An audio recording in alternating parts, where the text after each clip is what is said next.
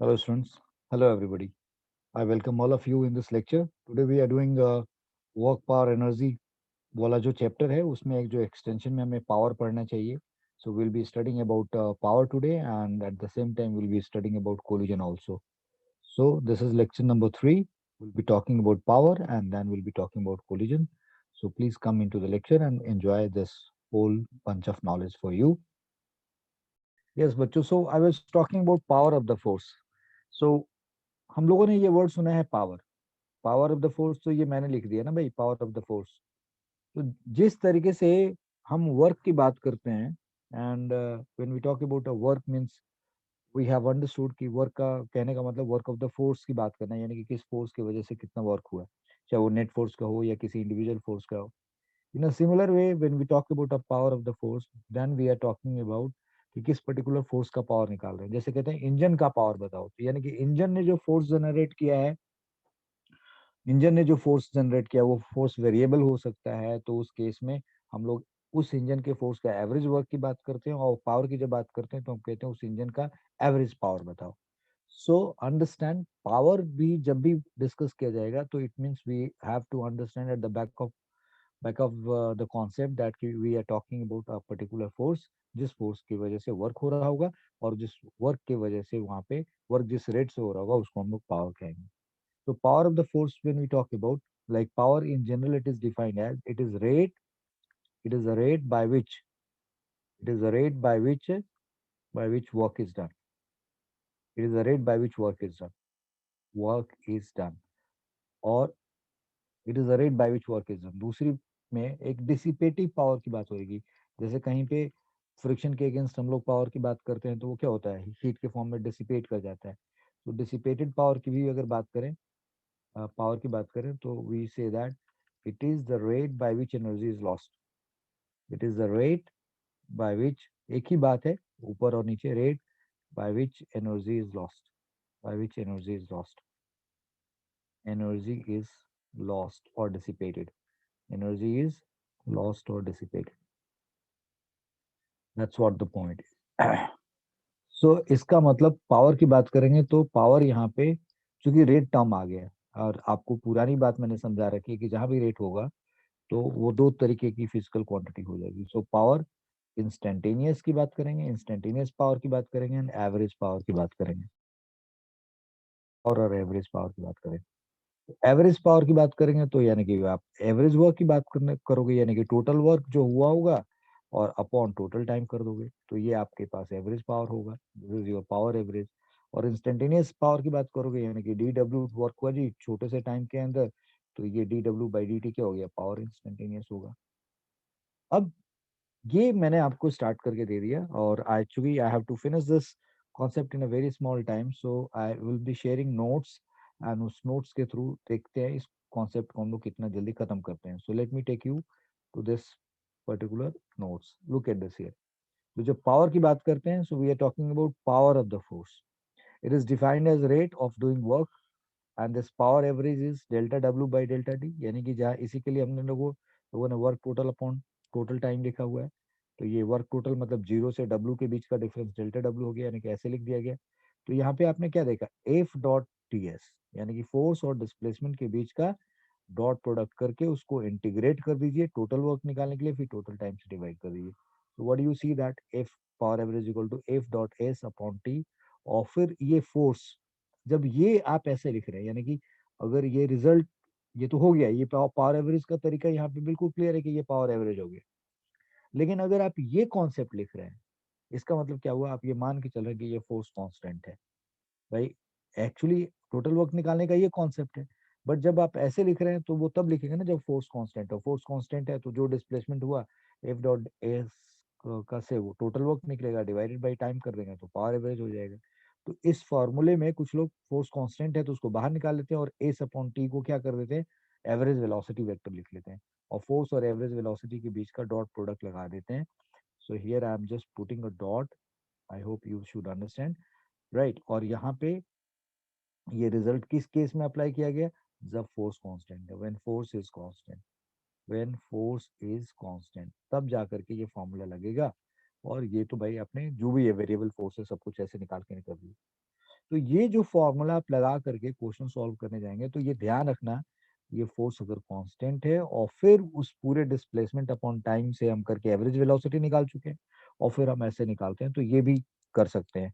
तो depending upon the situation, यानी कि ये या ये और ये कॉन्सेप्ट एवरेज पावर में कोई भी तरीका हम अप्लाई कर सकते हैं depending upon the situation.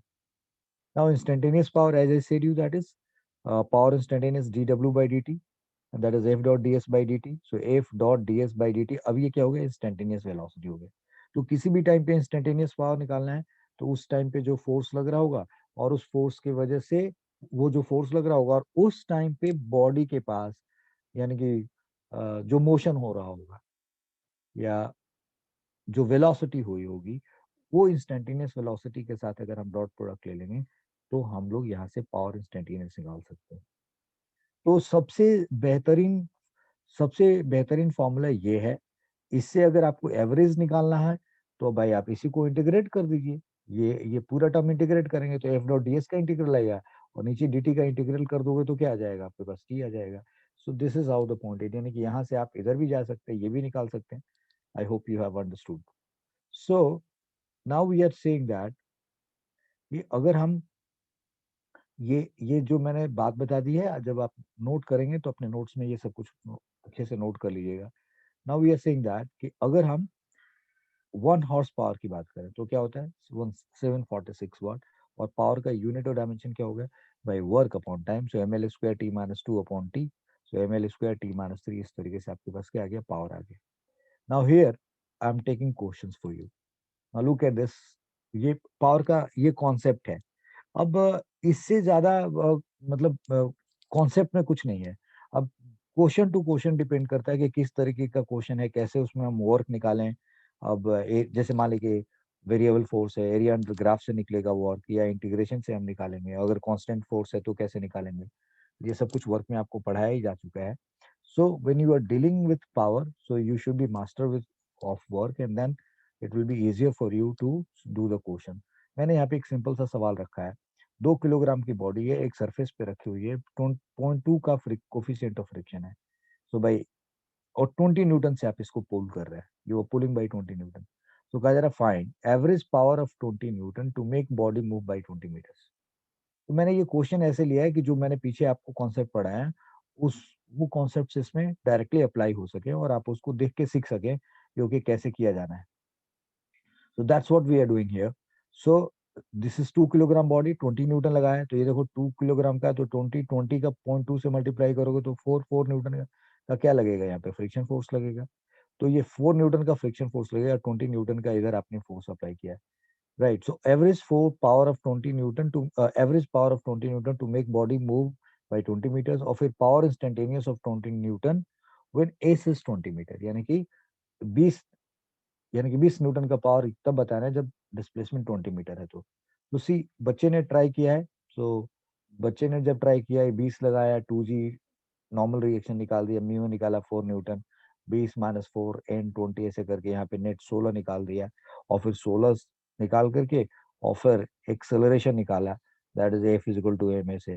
And फिर U T plus half A T square से उस बच्चे ने टाइम निकाल दिया और फिर वर्क डन को निकाला 20 इंटू, यानी कि फोर्स दैट अब यहाँ पे देखो, जब वो जाकर के वो क्वेश्चन सॉल्व कर रहा है तो अब ये फोर्स कौन सा ले लिया, 20 न्यूटन, क्योंकि this 20 Newton is making this.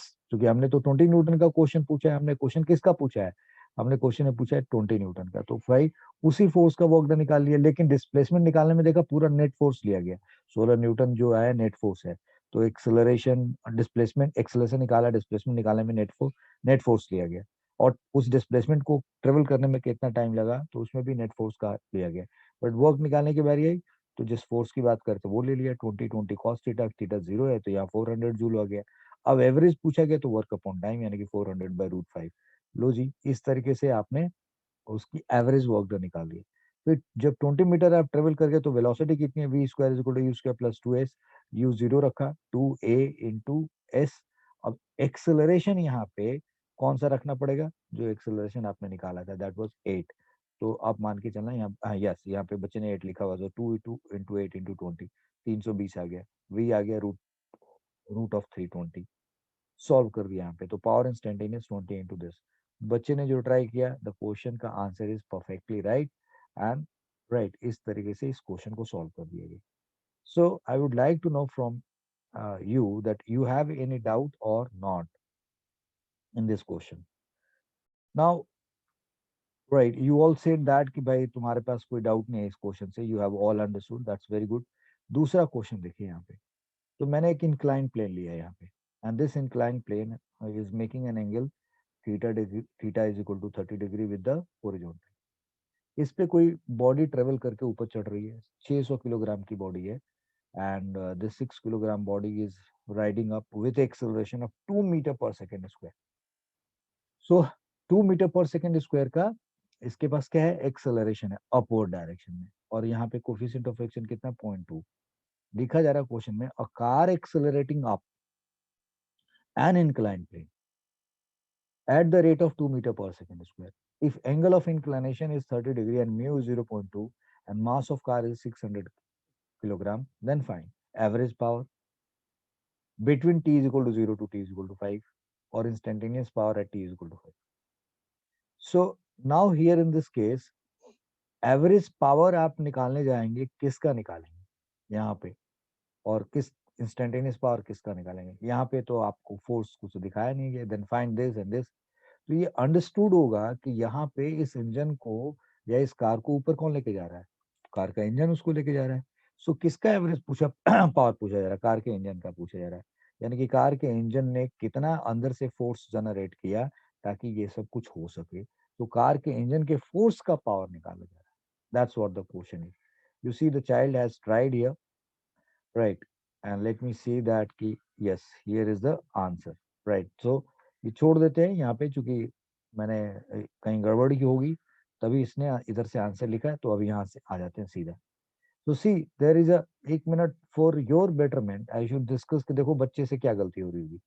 अब यहाँ पे ठीक है mg है, ये 30 डिग्री है, तो इधर mg cos थीटा निकाला इसने 600 into G, I mean mass into G and cos 30 root 3/2, ये निकाला, ये नॉर्मल रिएक्शन निकाला, इधर mg sin थीटा निकाल दिया, यहाँ एक्सेलरेशन निकाल दिया, तो 10.38 क्या, यस, सो दिस ये 600 इंटू 5 यानी कि 300 न्यूटन, तो ये हो गया, और ये नॉर्मल रिएक्शन इससे बैलेंस उसने कर दिया, फिर और ये 10.38 फ्रिक्शन, अच्छा नॉर्मल रिएक्शन यहाँ पे 600 इंटू, यस 600 इंटू 5 और इंटू रूट 3, यहाँ पे फ्रिक्शन फोर्स निकाला, यस, सो 3000 रूट 3 इंटू 0.2 यानी कि 600 रूट 3, तो फ्रिक्शन फोर्स भी निकाल दिया, तो ये 10.38 भी निकाल दिया, 3000 भी निकाल दिया, नॉर्मल रिएक्शन से इसको बैलेंस कर दिया।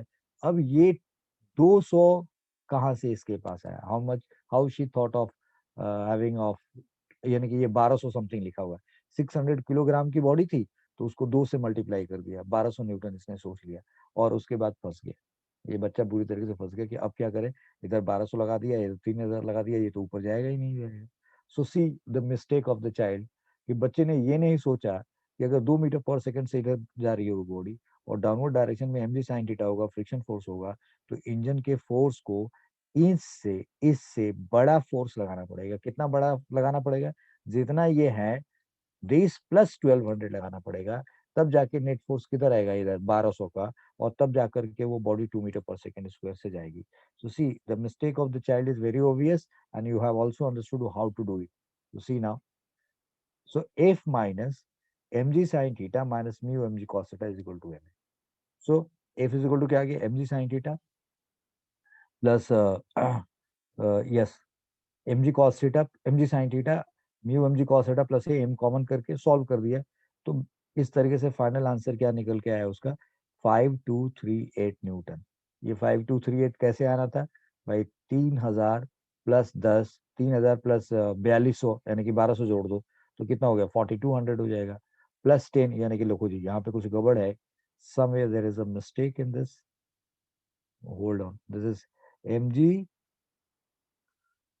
एक मिनट, फ्रिक्शन फोर्स उसने गलत कहीं निकाल तो नहीं रखा है, 600 रूट 3, या ये 600, देख रहे हो आप, ये 10.38 कर दिया ना यहाँ पे, तो ये 3000 इंटू 0.600 हो गया, 600 रूट 3 10.38 कैसे हो सकता है, तो ये फ्रिक्शन फोर्स गलत निकला हुआ है, इसीलिए यहाँ फाइनल आंसर में गलत आ रहा है। So anyway now you have understood 600, this is G sine theta, फिर 0.2 कॉस 0.2 इंटू जी कॉस 30 की वैल्यू रख दी, +2 का रख दिया। इसको सॉल्व किया, यहाँ से हमारे पास 5238 न्यूटन का फोर्स आ गया। ये फोर्स किसने जनरेट किया? इंजन ने जनरेट किया। और इसके वजह से बॉडी के पास एक्सेलरेशन कितना है? 2 का। कितने सेकंड तक गई है बॉडी? 5 सेकंड। स्क्वायर से डिस्प्लेसमेंट हुआ 5 सेकंड में 25 मीटर, और 5 सेकंड बाद उसकी वेलोसिटी कितनी हो गई? v is equal to U plus A T के हिसाब से 10 मीटर पर सेकंड। अब तुमको बोला कि वर्क कितना हुआ जी? सो आपने फोर्स लगाया 5238 का इंजन ने, क्योंकि आपको तो पावर पूछना था किसका? इंजन का। तो इंजन ने तो इतना वर्क किया। वो अलग बात है कि फ्रिक्शन के अगेंस्ट कुछ खर्च हो गया और mg साइन थीटा के अगेंस्ट कुछ खर्च हो गया, हो जाने दो, बट इंजन का वर्क आपको चाहिए, इंजन का पावर चाहिए। So 5238 is the force applied by the engine into 25 into cos 0। यहाँ से ये वर्क आया और फिर टाइम से डिवाइड कर दिया, ये एवरेज पावर आ गई। एंड नाउ हियर जब इंस्टेंटेनियस की बारी आई तो पावर इंस्टेंटेनियस क्या किया भाई? फोर्स तो वो कॉन्टिन्यूसली वही कांस्टेंट न्यूटन लगा रहा था, और जब 5 सेकंड बाद जब उसकी वेलोसिटी ये थी तो F into V into cos zero, यानी कि 5वें सेकंड पे उसका इतना पावर था, इतना किलो हुआ। So this is how this question has been solved. तो अब आपको यहाँ पे पावर का कॉन्सेप्ट बड़ा क्लियर हो जाना चाहिए कि okay how we have to do it. मैंने 2 क्वेश्चंस भी कराए हैं आपको, और उसमें एवरेज और इंस्टेंटेनियस पावर जो आपने पढ़ा था वो कैसे अप्लाई हो रहा है, how this all has been applied, ये सारी बात आपको यहाँ पे सिखा दी गई। तो this is related to power.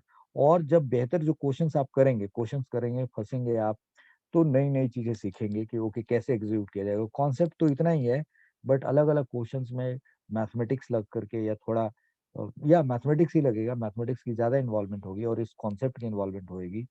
तो मैथमेटिक्स बोलने का मतलब डिफरेंशिएशन इंटीग्रेशन भी इस्तेमाल होएगा, वेक्टर भी इस्तेमाल होएगा, और फिर आपसे अलग अलग क्वेश्चंस पूछे जा सकते हैं और आपको सॉल्व करना पड़ सकता है। सो कॉन्सेप्ट वाइज पावर में बस इतना ही कुछ था। अब अगर मैं सीधा सीधा आपको कोलिजन की तरफ लेके चलूं, when I talk about collision, तो ये क्या चीज होता है भाई? सो कोलिजन का मतलब जैसे कि लिखना है टकराना, right? So this is the collision.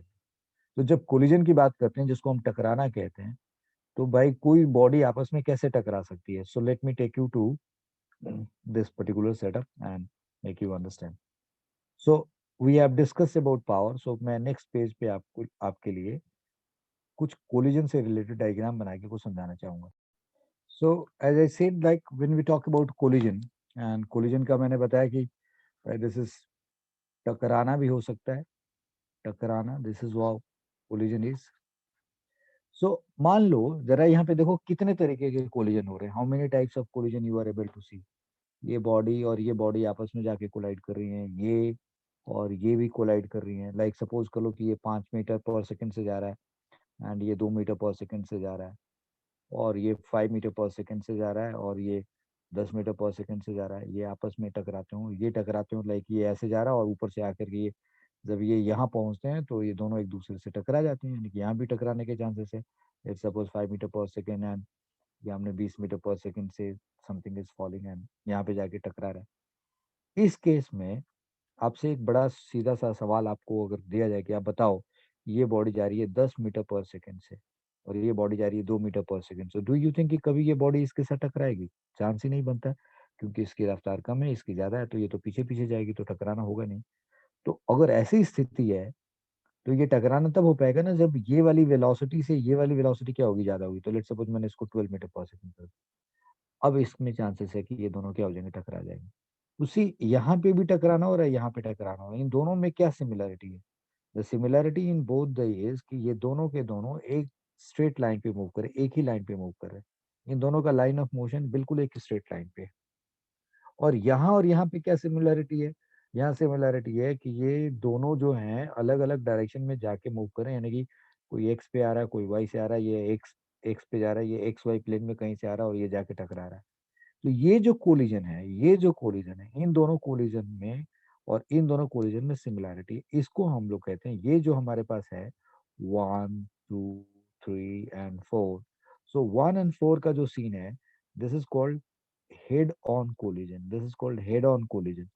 Head on collision, what is head on collision means? यानी कि बॉडीज जो आपस में टकरा रही हैं, बॉडी जो आपस में टकरा रही है, they are travelling on the same line, and उन सब का अब इसमें जो अब अलग से कंडीशन डाला जा रहा है उस पर बहुत ध्यान देना होगा कि देखो इसका जो सेंटर है और इसका जो सेंटर है, इसका जो सेंटर है और इसका जो सेंटर है, ठीक है, अगर दोनों का जो लाइन ऑफ मोशन है और उनको उनके सेंटर को जो ज्वाइन करने वाली लाइन है, उनके सेंटर्स को ज्वाइन करने वाली लाइन और दोनों के जो वेलोसिटीज हैं, अगर वो सेम लाइन पे हैं, तो इस कोलिजन को हम लोग हेड ऑन कोलिजन कहते हैं, राइट। और यहाँ पे क्या हो रहा है कि देखो जी, इन दोनों को इनके सेंटर्स को ज्वाइन करने वाली लाइन कौन है, इनके सेंटर्स को ज्वाइन करने वाली लाइन ये है, इनके सेंटर्स को ज्वाइन करने वाली लाइन कौन है, ये है। और ये दोनों का मोशन कैसे हो रहा है, यू ऑल्सो सी दैट कि इनका मोशन कुछ इस तरीके से हो रहा है और यहाँ जाके वो टकराएंगे। लेकिन इन केस में, इन दोनों केस में जो ज्वाइनिंग लाइन है, दोनों के सेंटर को ज्वाइन करने वाली लाइन है यहाँ पे और यहाँ पे, वो क्या है, और जो दोनों की वेलोसिटी है वो सेम डायरेक्शन में, ये फर्क है। सो 1 और 4 जो हुआ हेड ऑन कोलिजन हुआ, और 2 और 3 का जो केस है, इसको हम लोग कहेंगे 2 डायमेंशनल हेड ऑन कोलिजन को हम लोग 1 डायमेंशनल कोलिजन भी कहते हैं। One dimensional one dimensional collision, 1 dimensional collision. और ये जो कंडीशन है 2 3, इसको हम लोग 2 डायमेंशनल कोलिजन कहते हैं, और इसको हम लोग 3D 2 डायमेंशनल कोलिजन, और इसको हम ओब्लिक कोलिजन भी कहते हैं, oblique collision, something like this, ये समझ में आना चाहिए। This is 2 dimensional collision, oblique collision, आड़े तिरछा आपस में जाकर के ये टकराएंगे, ठीक है जी। अगले पेज पे आपको एक चीज दिखाना चाहूंगा, look at this here. Suppose कर लो किसी रॉकेट लॉन्चर से या किसी तो आई मीन कैनन से किसी शॉट को फायर किया आपने, कैनन से कोई शॉट फायर किया, इधर से भी कोई शॉट फायर किया, और ये दोनों जा करके यहाँ पे टकरा रहे हैं।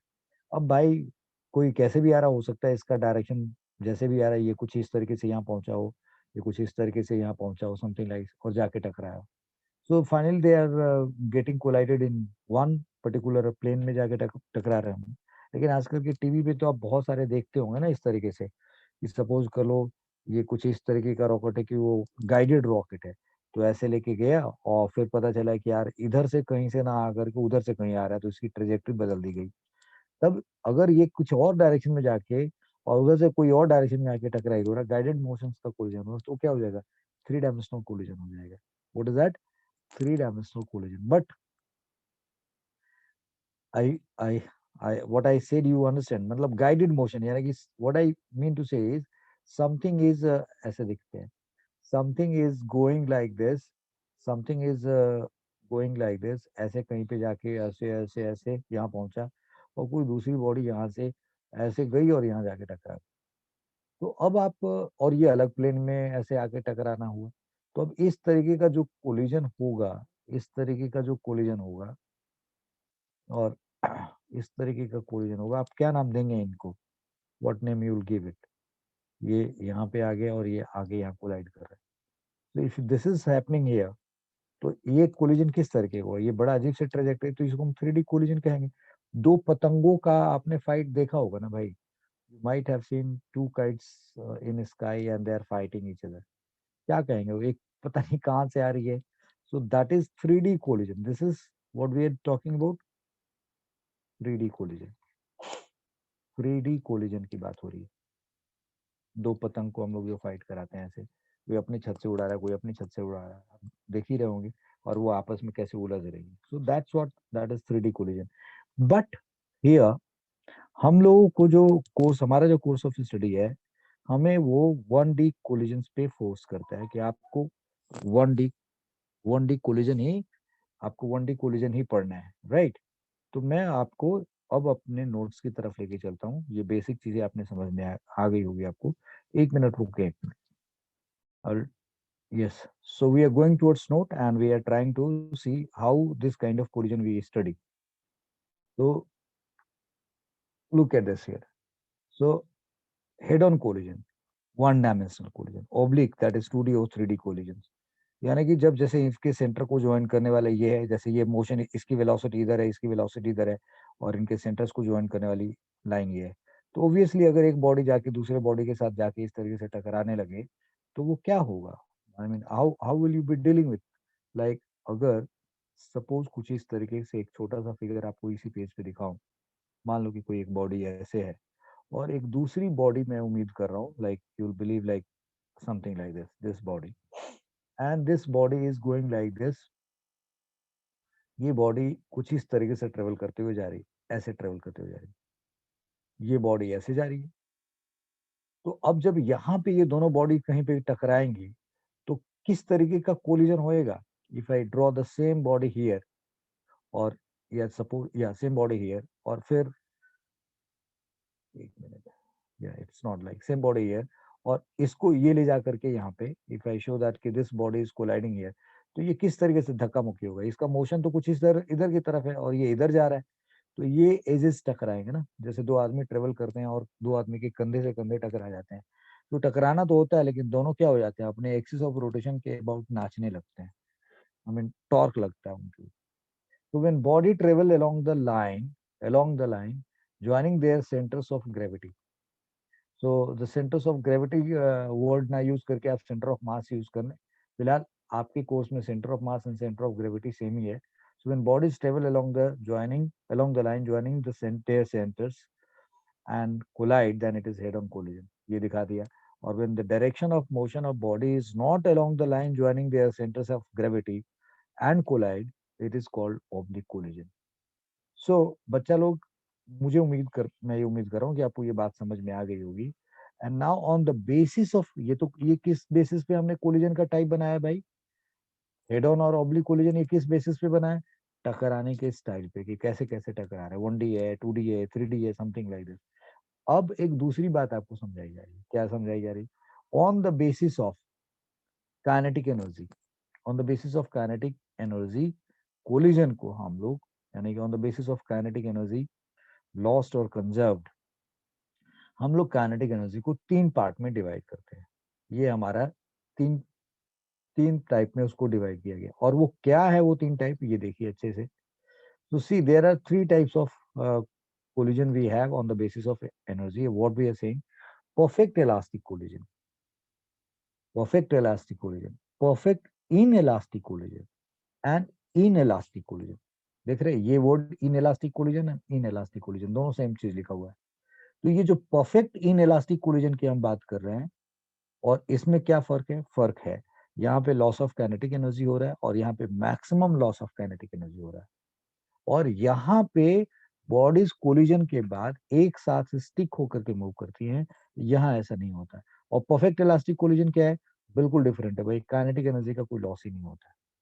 सो when we talk about perfect elastic collision, no loss of kinetic energy. Perfect in elastic collision, maximum loss of kinetic energy. In elastic collision, loss of kinetic energy. ये काइनेटिक एनर्जी की बेसिस पे हुआ। अच्छा sir, तो जो ये perfect elastic collision है, ये हेड ऑन भी हो सकता है और ओब्लिक भी हो सकता है, ये भी हेड ऑन हो सकता है और ओब्लिक हो सकता है, ये भी हेड ऑन हो सकता है और ये ओब्लिक हो सकता है।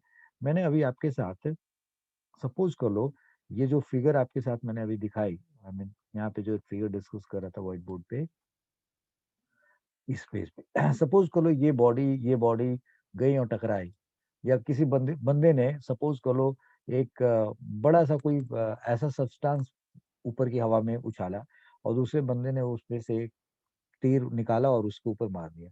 अब उस तीर जा करके उस सब्सटेंस पे कोलाइड कर गया, और फिर तीर उसमें लगे लगे क्या हुआ, आगे जाके गिर पड़ा।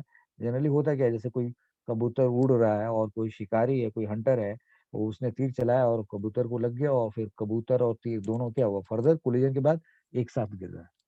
So after collision, that pigeon and that arrow are taken as a one body and they are falling together.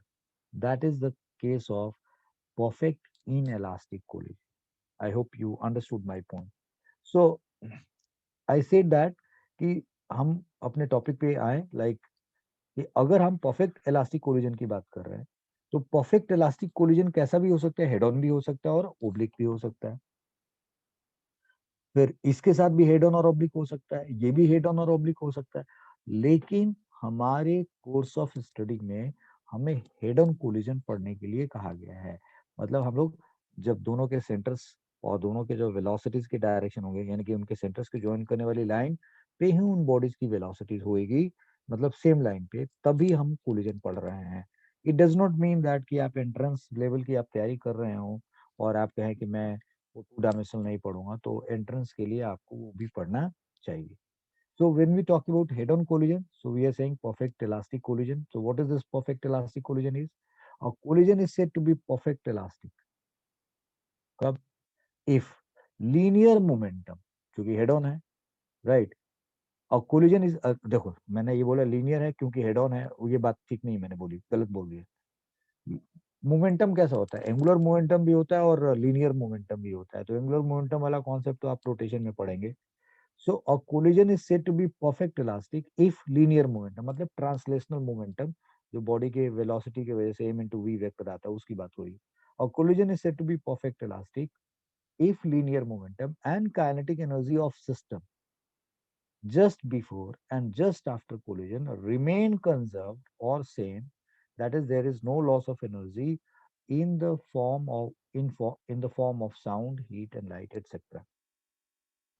यानी कि दो बॉडीज आपने कंसिडर किया m1 और m2, और वो दोनों बॉडी ट्रेवल कर रहे हैं and they have their velocities and they have their linear momentum and they have their kinetic energy and now they are going to collide. And collision के ठीक पहले जो उनका लीनियर मोमेंटम था, उनका लीनियर मोमेंटम था, मतलब किसी एक की बात नहीं हो रही। जैसे मान लीजिए ये m1 है, इसके पास u1 है, और ये टकराने के बाद भाई m1 था, ये v1 आ गया, तो इसके मोमेंटम में तो चेंज आ गया।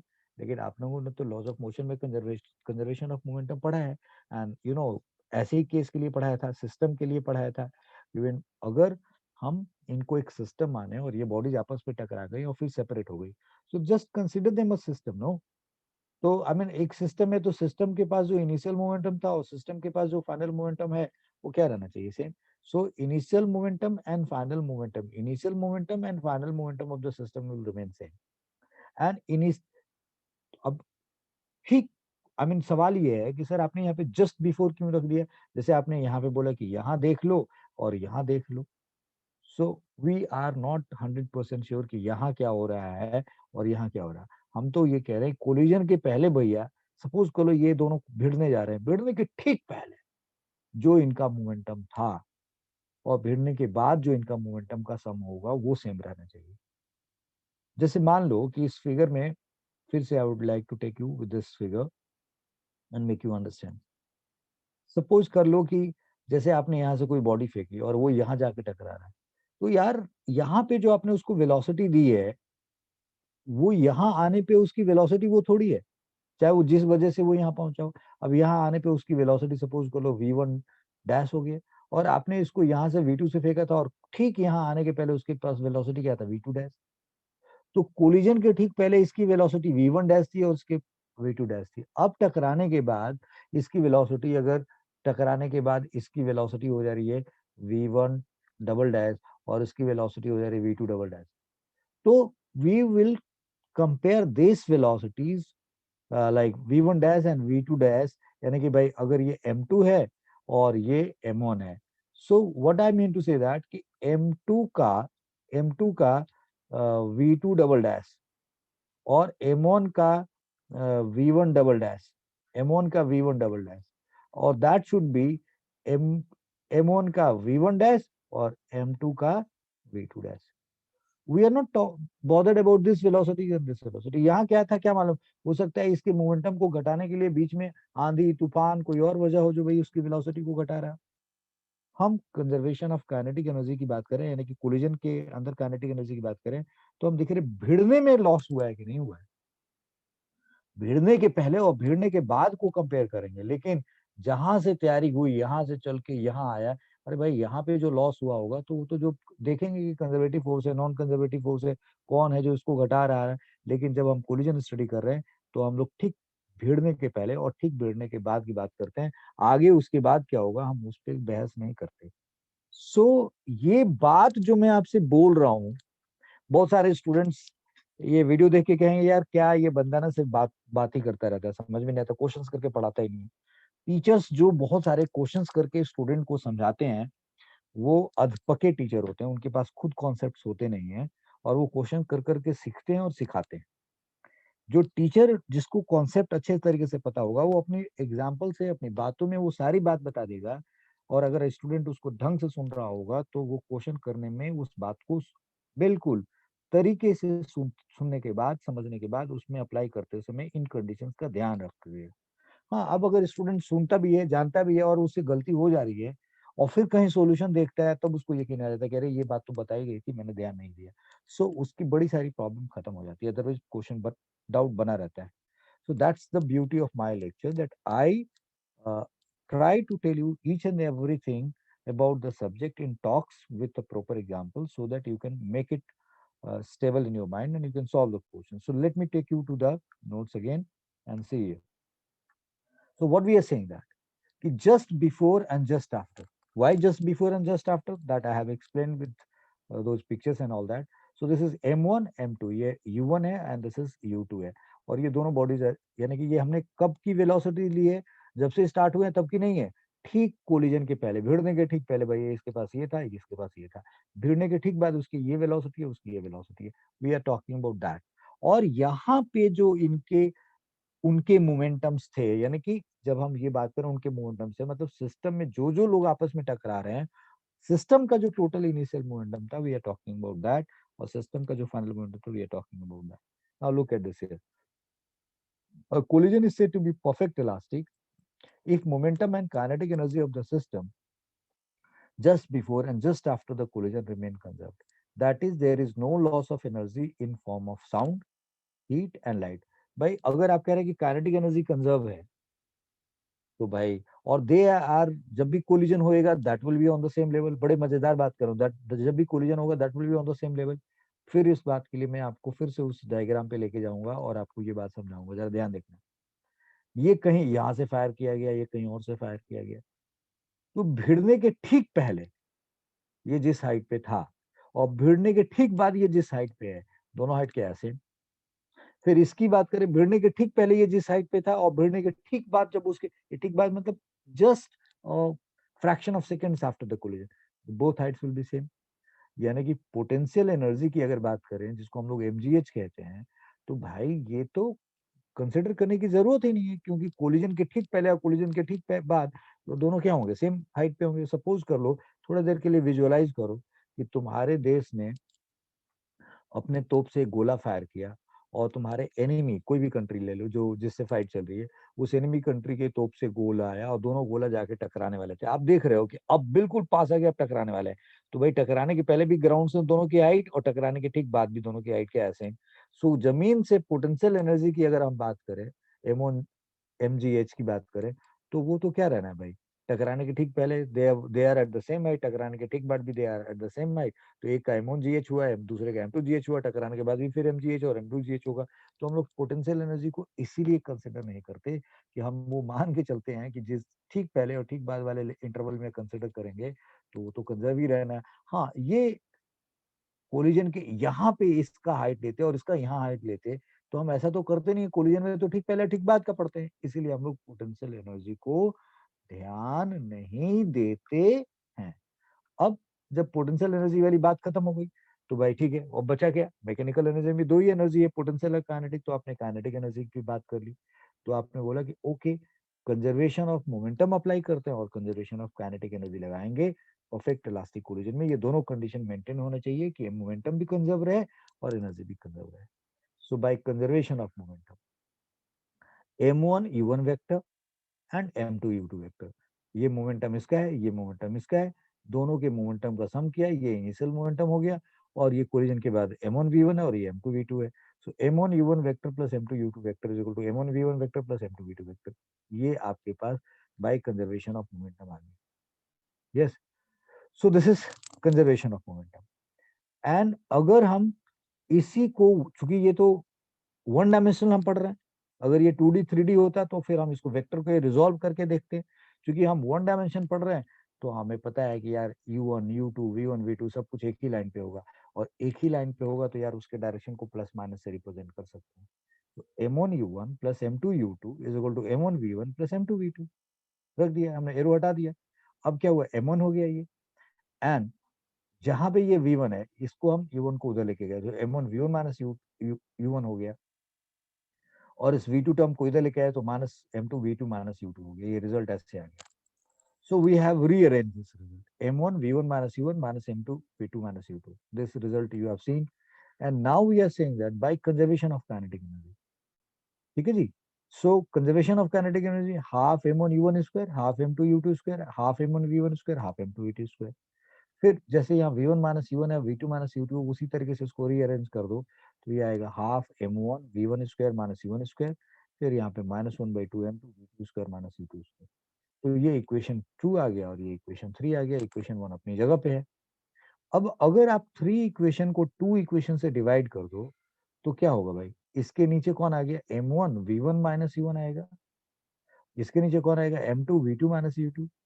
तो आपको पता नहीं V1 square minus U1 square को आप क्या लिख सकते हैं, V1 minus U1 under bracket V2 minus U2. क्या गलत बोल गया, V1 minus U1 under bracket V1 plus U1. तो V1 माइनस U1 वाला टर्म नीचे तो है ही, उससे कैंसिल होगा, M1 M1 से कट जाएगा. फिर V2 माइनस U2 नीचे भी है, वो भी कैंसिल हो जाएगा, बचेगा क्या, यहाँ V2 plus U2. M2 M2 से कट गया, M1 M1 से कट जाएगा, हाफ दोनों साइड से ऐसे काट दो तो आपके पास बचेगा क्या, यहाँ पे V1 प्लस U1 माइनस, अच्छा वो माइनस भी कट गया ऐसा, क्योंकि आपने नीचे रखा वहां पे भी माइनस था तो वो माइनस भी कट गया. तो यहाँ क्या हुआ, V1 प्लस U1 और यहाँ क्या है V2 प्लस U2. लो भाई दोनों इक्वेशन को डिवाइड करके आपने ऐसे लिख दिया. So V1 plus U1 is equal to V2 plus U2, ये इक्वेशन नंबर 4 आ गया. अब आपको रिलेटिव वेलोसिटी पढ़ाया है मैंने अच्छे तरीके से. अब जरा देखो ध्यान से, इसको V1 किसकी वेलोसिटी है आफ्टर कोलिजन है, किसकी वेलोसिटी 1 की, करेक्ट. और V2 किसकी वेलोसिटी आफ्टर कोलिजन है 2 की. ऑलराइट. U1 U2 क्या है, दोनों की वेलोसिटीज हैं बिफोर कोलिजन. तो अगर मैं U1 U2 को एक साथ लिखूं, मतलब U1 और इस टर्म को इधर लेके आ जाऊं और V2 माइनस V1 कर दूं ऐसे, तो इसको क्या पढ़ेंगे, U1 minus U2 को can we call it, this is the velocity of 1 with respect to 2 before collision. Velocity of 1 with respect to 2 before collision. And टकराने के बाद हम velocity of 2 with respect to V1 पढ़ रहे हैं. So अगर मैं माइनस यहाँ से कॉमन कर लूं तो V1 माइनस V2 होगा, मतलब ऐसे लिखा जा सकता है. ये जो चीज आपको मैंने यहाँ बताई U12 माइनस V12, तो आपके विजुअलाइजेशन में इस बात को और अच्छे से बिठाने के लिए I come to whiteboard and look at this here. I had taken कि भाई मैंने यहाँ बताया था कि ये 10 से जा रहा है, ये 2 से जा रहा था तो कोलिजन होगा ही नहीं. अब ये 10 से जा रहा है और ये 12 से जा रहा है. This is travelling bye 10 and this is going by 12. तो ये कोलिजन क्यों हो रहा है, कोलिजन इसलिए हो रहा है ना कि भाई इसकी रफ्तार इससे क्या है, ज्यादा है. तो अगर ये 1 है और ये 2 है और इस केस में मैं U12 पूछूं तो वो कितना आएगा, 2 मीटर पर सेकेंड आएगा. यानी कि ये आपने क्या निकाला, relative velocity of 1 with respect to 2. अब मैं इसी फिगर को थोड़ा यहाँ ले जाके दिखा रहा हूँ मैं आपको. So I am showing like this and look at this here. So let's see, this is 1 and this is 2. Anything 12 metre per second, 10 metre per second, यहाँ पे कोलिजन हुआ. ये वेलोसिटी V1 है, ये वेलोसिटी V2 है, ये M1 है, ये M2 है. लो भाई ये M1 M2 भिड़ गए हैं और M2 और M1 and these are colliding here. Suppose करो बहुत कम टाइम डेल्टा टी टाइम के लिए कोलाइड हुए और ये dt टाइम के लिए, और फिर ये सिचुएशन हो गया. तो यार यहाँ पे जो U12 आया वो आया +2 मीटर पर सेकेंड. अब अगर मैं V12 की बात करूं, velocity of 1 with respect to 2 की बात करूं, अगर वो भी प्लस में आ जाए, V12 अगर सपोज करो प्लस में आ जाए, इसका मतलब क्या हुआ, इसका मतलब तो ये हुआ कि फिर V1 की वेलोसिटी V2 से ज्यादा, तो फिर कोलिजन हो जाएगा, they will be colliding again. तो अगर यहाँ कोलिजन हो गया है और फिर जाके कोलिजन हो रहा है, I mean what does it mean. तो ऐसे भी होते हैं, मतलब आई मस्ट टेल यू कि ऐसा कि एक ये बॉडी इसके साथ टकराया, टकराने के बाद फिर सेपरेट हुए, सरफेस कुछ अलग तरीके का था जिससे कि फिर जाके टकराना हो गया, फिर कुछ हो गया, मतलब दिस ऑल हैपन है. इस तरीके के क्वेश्चन बनते हैं जिसमें हम successive number of successive collisions दिखाते हैं. फिलहाल we are keeping it simple, we are not going for that direction. So here the point is कि अगर ये कोलिजन यहाँ पे अगर U12 पॉजिटिव था, अगर V12 पॉजिटिव आएगा तो इसका मतलब कि ये बॉडी फिर जाके टकरा जाएगी. हम अभी फिलहाल वो केस पढ़ तो नहीं रहे, हम तो ये मान रहे हैं कि भाई ये तेजी से आ रहा था, ये धीरे जा रहा था, इसलिए टकराना हो गया. अब टकराने के बाद क्या हुआ, ये जो आगे वाला है वो ज्यादा तेजी से जाएगा और ये भाई धीरे धीरे जाएगा ताकि टकराना ना हो. तो इसका मतलब आपका V12 कैसे आएगा, प्लस तो नहीं आएगा, क्योंकि अब इनके बीच की दूरी, यहाँ पे दूरी घट रही थी तो ये प्लस था, यहाँ पे दूरी बढ़ रही है तो V12 की वैल्यू प्लस तो नहीं आ सकती. सो this is not possible, this V12 should be negative. अगर ये आया इसका मतलब क्या हुआ, V1 और V2 में से किसकी वैल्यू बड़ी होगी। अगर V1 माइनस V2 नेगेटिव है, this is saying what this mean, that V1 की वैल्यू स्मॉलर देन V2 होगा, एंड तभी कोलिजन नहीं होगा। सो इसका मतलब कि कोलिजन के ठीक पहले वो अप्रोच कर रहे थे, और यहाँ माइनस आने का मतलब कि उनके बीच की दूरी बढ़ रही है, इसका मतलब सेपरेशन हो रहा था। तो ये जो V12 है, इसको हम V12 जो है, इसको हम लोग रिलेटिव वेलोसिटी ऑफ सेपरेशन कहते हैं, of one with respect to two, चूंकि दूरी बढ़ रही है। और इसको हम लोग relative velocity of approach before collision कहते हैं। बच्चों, मेरे ख्याल से मैंने विजुअलाइजेशन भी आपके लिए कर दिया, और मैं उम्मीद कर रहा हूँ कि आप अच्छे से समझ गए। So again back to the notes, and now here what we are saying, कि ठीक है, जब हमने ये बात समझ ली तो u12 को हम लोग velocity of one with respect to two कहेंगे, और v12 को क्या कहेंगे, velocity of one with respect to two कहेंगे, और यहाँ माइनस साइन है। And by equation 5 here look at this, what you find, मजेदार चीज आ रहा है क्या, कि जिस रेट से उनके बीच का, जिस रेट से उनके बीच का कैसा, अगर कोलिजन परफेक्टली इलास्टिक हो तो, चलो मैं जरा, मैं I would, I am feeling little happy to share this information. तो मैंने बोला कि ये 12 था, ये 10 था, ये 2 है। तो जब अगर कोलिजन होगा और परफेक्ट इलास्टिक है, तो तुम्हें मालूम है ना कि U12 की जो वैल्यू आती है, वो V12 के ठीक बराबर, इक्वल एंड अपोजिट होता है। इसका मतलब कि अगर इनके बीच में 2 से इनके बीच का डिस्टेंस कम हो रहा होगा, तो यहाँ पे 2 से बढ़ेगा। तो एक सवाल पूछा जा रहा है, let suppose, let V2 is equal to 5, एक एग्जांपल के फॉर्म में 5 पूछ रहा हूँ, तो बताओ V1 की वैल्यू क्या होगी। तो सीधा जुगाड़ है भाई, यहाँ 2 से कम हो रहा है, यहाँ 2 से बढ़ना चाहिए। अगर ये 5 है तो ये 7 तो नहीं हो सकता, फिर तो कोलिजन हो जाएगा। तो V1 को क्या होना पड़ेगा, 3 मीटर पर सेकेंड। तो जो बच्चा दिमाग लगा लेता है, वो तो ऐसे जबानी सॉल्व कर सकता है, दोनों में से किसी एक की निकाल के भी सोच सकता है। अगर एक दे रखा होगा तो वैसे ही बता देगा कि उसकी वेलोसिटी क्या होगी।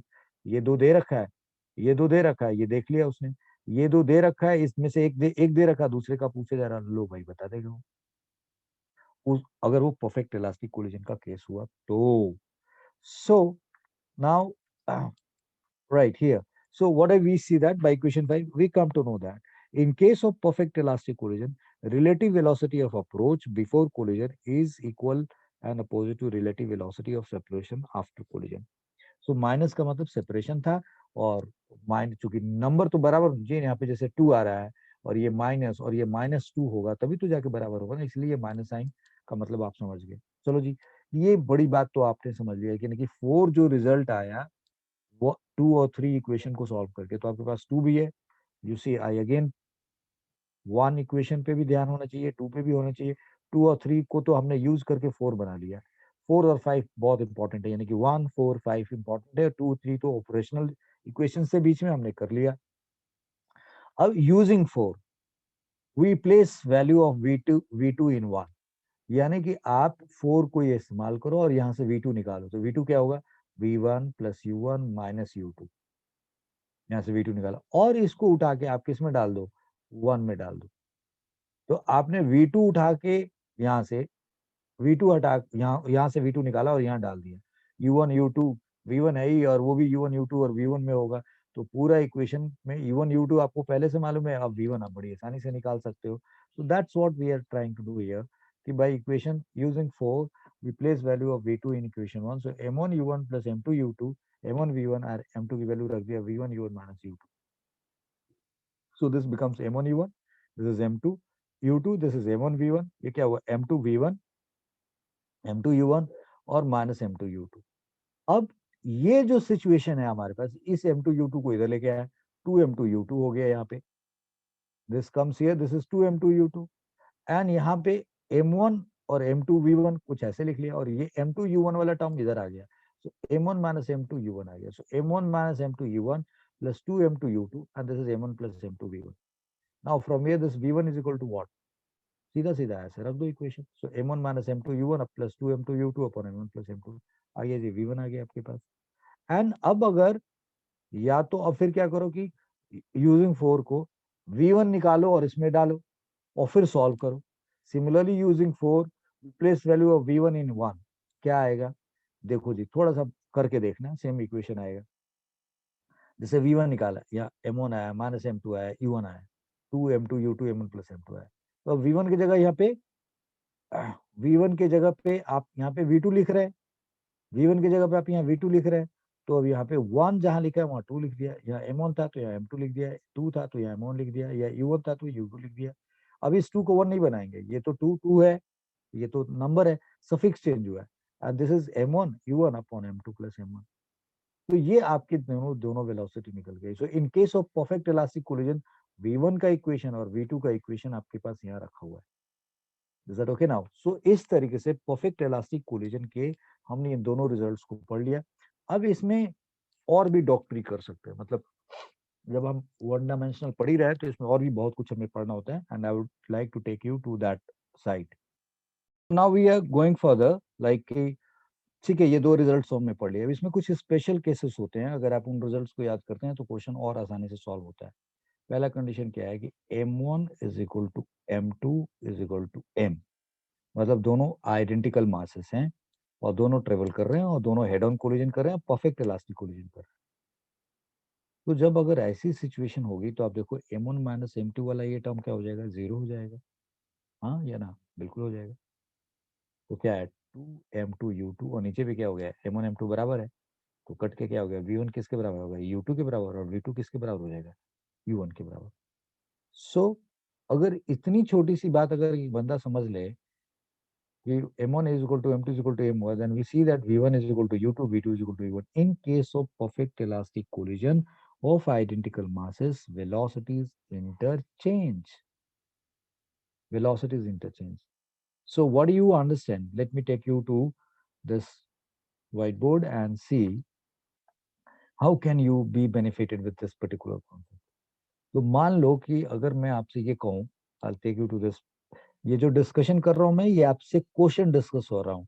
ये नहीं होता कि नंबर क्वेश्चन लाइक M1 और ये M2 दो बॉडी लिए और इन दोनों बॉडीज को हमने ट्रेवल करा दिया कुछ इस तरीके से। बोला हेलो, तुम जा रहे हो, let suppose take the data like this, data ऐसे ले लिया जाए, भाई तुम जा रहे हो 12 से और तुम जा रहे हो 10 मीटर पर सेकंड से, एंड तुम M1 हो और तुम M2 हो, और कंडीशन यहाँ लगा हुआ है कि M1 is equal to M2, obviously टकराओगे भाई। तो जब ये दोनों बॉडी टकराएंगी, दोनों बॉडी, आप दोनों बॉडी टकराएंगी, राइट। ऑनलाइन पढ़ने का एडवांटेज क्या है मालूम है? कि सबसे बड़ा एडवांटेज ये है कि हम लोग कहते हैं कि भाई सुनने से, टीचर के पढ़ाने से जो हमें दिखाई दिखाई देने लगता है, विजुअलाइजेशन है, तो वो विजुअलाइजेशन साफ साफ चल रहा है, सो विजुअलाइजेशन फैक्टर इज हियर। लेकिन अगर देख इसके अलावा दिमाग में विजुअलाइजेशन होने लगे तो कमाल हो जाएगी। तो अब यहाँ पे वी आर सेइंग कि दिस बॉडीज आर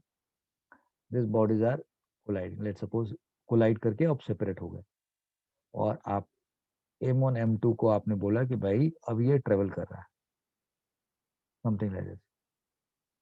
सो अब क्या होगा, साफ साफ कोई बंदा है, M1 M2 लिखा हुआ है, ये 12 था ये 10 था, इसकी वेलोसिटी होगी 10 मीटर पर सेकेंड और इसकी वेलोसिटी होगी 12 metre per second. If somebody ask like, ये एक 5 किलोग्राम की, दो 5 किलोग्राम की बॉडी एक एक ही डायरेक्शन में U1 U2 से जा रही है और दोनों टकरा जाती हैं, तो बताओ उनकी वेलोसिटीज क्या होगी आफ्टर कोलिजन। अब एक बंदा सोचेगा कि जो फॉर्मूला हमने पढ़ा है यार, उसमें तो V1 निकालने का पढ़ा, V2 निकालने के लिए पढ़ा हुआ है, हम ये क्या करें? तो भाई साफ साफ यहाँ पता चल रहा है दोनों की वैल्यूज आपको निकालने की जरूरत नहीं है, सिर्फ वेलोसिटी इंटरचेंज कर दो। कंडीशन क्या होना चाहिए, परफेक्ट इलास्टिक कोलिजन होना चाहिए और M1 M2 के बराबर होना चाहिए। अब यहीं पे एक सवाल बनता है कि सर उस केस में क्या होगा कि सर ये बॉडी है और दूसरी बॉडी यहाँ ले ले और कहे कि M1 M2 के बराबर है सर, M1 M2 के बराबर है, ठीक है भाई मान लेते हैं M1 M2 के बराबर है, और सर ये बॉडी रेस्ट पे है, ये बॉडी रेस्ट पे है, यानी कि इसका U 0 है और इसका U 10 मीटर पर सेकेंड है। जैसे एक बार बच्चों को ये बताओ सवाल तो कुछ बोलते हैं सर ऐसा थोड़ी है, इसको भी 0 रख सकते हैं और ये 10 रख दे तो कमाल है, ये रेस्ट पे, ये इधर जाएगा तो टकराएगा कैसे? फिर अगर इसको रेस्ट पे रखना है तो इसको इधर मूव कराओ तब जाके टकराएगा। तो ये कि और भी स्पेशल के अंदर स्पेशल केस आप पढ़ रहे हैं। अब क्या होगा सर कोलिजन के बाद? तो कोई बड़ी बात नहीं है, अब जो बॉडी ए है और जो बॉडी बी है, बॉडी बी कितने से जाएगी, 10 मीटर पर सेकेंड से, और बॉडी ए क्या हो गया, रेस्ट पे आ जाएगा। तो इसका V1 0 हो गया और V2 कितने के बराबर हो गया, 10 मीटर पर सेकेंड। और ऐसा आपने कहाँ देखा है? खूब देखा आपने, कैरम बोर्ड के केस में, कैरम खेलते समय क्या देखा आपने? जब एक क्वाइन से दूसरे क्वाइन को आप हिट करें कैरम के ऊपर, तो ये क्वाइन यहाँ पे जाके रुक जाएगा और दूसरा क्वाइन यहाँ से आगे चल पड़ेगा। ये आइडेंटिकल मासेस होता है। कंचा तो आप लोगों ने खेला नहीं होगा, बट कंचे के केस में भी ऐसा होता है कि ये कंचा गया ऐसे और ये टकराया और ये कंचा यहाँ रुक गया, दूसरा कंचा बिल्कुल आइडेंटिकल मास का चला जाता है। बट चूंकि कंचा जिस सरफेस के ऊपर होना चाहिए वो फ्रिक्शन लेस होना चाहिए, तब ये हो पाएगा। ठीक है जी, वरना आपको कुछ और दिखाई देने लगेगा। तो हम लोग इस केस में और भी, यानी कि U1 है और U2 0 है, इसमें हम और भी कुछ केसेस होते हैं, एंड नोट्स की तरफ चल के हम लोग उसको देखते हैं कि वो क्या है। So let's see. सो अगर इन केस ऑफ U1 0 है, U1 U है और U2 0 है, अब इसमें तीन केसेस बना दिए। क्या जी? पहला केस, M1 की वैल्यू M2 से बहुत छोटी है, मतलब एक एक बड़ा मास है और एक छोटे मास, सॉरी, एक छोटा मास है और एक बहुत बड़ा मास है, और बड़ा वाला मास छोट रेस्ट पे है और छोटा वाला जाके क्या हो रहा है? टकरा रहा है। तो इसमें जो कुछ होना है यहाँ पे, ये तीनों केसेस, मतलब 1 2 एंड, ये तीनों को आप अपने दिमाग में सोचिएगा, बड़ी आसानी से पॉसिबल है। तो ऐसे एक बड़ा बॉडी है वो रेस्ट पे है, और एक छोटी बॉडी है वो जाती है, उसे टकराती है, और टकराने के बाद क्या होता है? तो अब जनरली आपने देखा ना कि एक दीवार पे, दीवार मान लो, और उस दीवार पे आपने एक बॉल उठाओ और ले जाकर के उस पे फेंको बॉल को। ठीक है जी? तो वो दीवार पे जाके टकराती है और टकराने के बाद बिल्कुल बैक आ जाती है। दीवार M2 है, रेस्ट पे है। बॉल क्या है? M1 है, छोटा मास है, U1 से गया। कोलिजन हमने कैसा माना? Perfect elastic. तो जो M1 था वो U1 से गया और टकरा के कैसे लौटा? -U1 से चला आएगा। यही होता है ना, दीवार तो नहीं मूव करती। सो लेके मतलब उस केस में M1 बहुत छोटा होना चाहिए M2 से, तब की बात हो रही है। सो या ठीक उसी तरीके से जैसे आप खड़े हो गए और किसी ने आपकी पीठ के ऊपर कोई बॉल दे मारा, बॉल आपकी पीठ पे टकराई और फिर वापस बाउंस हो गई। आप उस बॉल की वजह से, अगर वो मतलब लाइट बॉल है तब, समथिंग लाइक दैट, तो तुम्हारे तो कुछ नहीं होना, तुम्हें चोट लगेगी थोड़ी देर के लिए, मोमेंटम उसका जो चेंज हुआ उतना ही चेंज इन मोमेंटम तुम्हारे अंदर भी होगा, और तुम्हें फोर्स का एक रियलाइजेशन होगा। बट उस बॉडी का जितने वेलोसिटी से वो टकराया उतनी वेलोसिटी से वो वापस हो गया, और तुम उसी जगह पे वो चोट बर्दाश्त करके वहीं पे खड़े रह गए, तुम आगे मूव नहीं किए। तो बॉल के रिस्पेक्ट में तुम्हारा मास क्या है? बहुत ज्यादा है, and you are at rest. तो ये वाला केस की बात हो रही है। सो दिस V1 का जो फॉर्मूला पढ़ा था, क्या M1 minus M2 U1 upon M1 plus M2, यहाँ पे सर 2M2 U2 होता था। अरे बाबा, U2 0 है तो वो तो टर्म 0 हो गया। So M1 minus M2 U1 upon M1 plus M2 किया आपने। आपने बोला ना कि M2 बड़ा है M1 से, तो M1 माइनस M2 की वैल्यू में M1 नेग्लेक्ट हो गया, क्या आ गया? Minus M2 U1 upon M2 कर दिया जी, ये आ गया। तो जो अभी मैं एग्जाम्पल से बताया था वो मैथमेटिकली भी यहाँ पे आ गया। और दूसरी बॉडी की वेलोसिटी पे ऑलमोस्ट कोई, दूसरी बॉडी के पास तो कोई वेलोसिटी होगी नहीं, बहुत आमूली मामूली सी कोई बात होगी। तो अगर V2 कैलकुलेट करने जाएंगे तो क्या लिखेंगे आप? 2M1, क्योंकि आप V2 निकालने जा रहे हैं, V2 निकालने जा रहे हैं, तो अब V2 का फॉर्मूला जो था वो आपको क्या कहता था? M2 माइनस M1, तो M2 minus M1 U2 upon 2M1 U1 upon M1 plus M2 कर देते। तो U2 यहाँ पे है ना भाई, इस U2 के जीरो होने से ये तो टर्म जीरो हो गया, तो अब ये टर्म बचा। सो 2M1 U1 और नीचे क्या आ गया? M1 plus M2। So now here in this case 2M1 U1 upon M2, M1 plus M2। अब तुम्हें मालूम है कि M1 बहुत छोटा है M2 से, तो ये तो यहाँ से नेग्लेक्ट हो जाएगा, और यहाँ 2M1 अपॉन M2 है, तो 2M1 upon M2 into U1 आएगा। So what we are saying that कि ये जो रिजल्ट है, ये वैल्यू, चूंकि M1 बहुत छोटा है और M2 बहुत बड़ा है, जैसे कि एक बॉल और तुम्हारे मास की बात करें, एक बॉल और एक दीवार की बात करें, तो ये रेशियो जो आएगा वो बहुत ही छोटा आएगा, तो ऑलमोस्ट V2 क्या होगा? 0 होगा। तो यहाँ पे ये समझा दिएगा कि ये फॉर्मूला लिखा हुआ है, U2 0 है, इसलिए ये फॉर्मूला ऐसे आया। सो M1 is much much less than M2, इसीलिए यहाँ से M1 हटा दिया और ऐसे लिख दिया, और ये वेलोसिटी ये आएगी, एंड ये वैल्यू ऑलमोस्ट 0 के बराबर होगी। अगर नहीं भी होगा, मान लिया जाए कि आपने किसी बड़े मास के साथ टकराया और उसको, जैसे एक एक लोहे का कोई बॉल है और आपने उसके ऊपर एक कंचे से मार दिया, तो कंचा गया, टकरा गया, लोहे का बॉल जो है वो थोड़ा सा मूव कर गया, so that velocity is very small, something like this.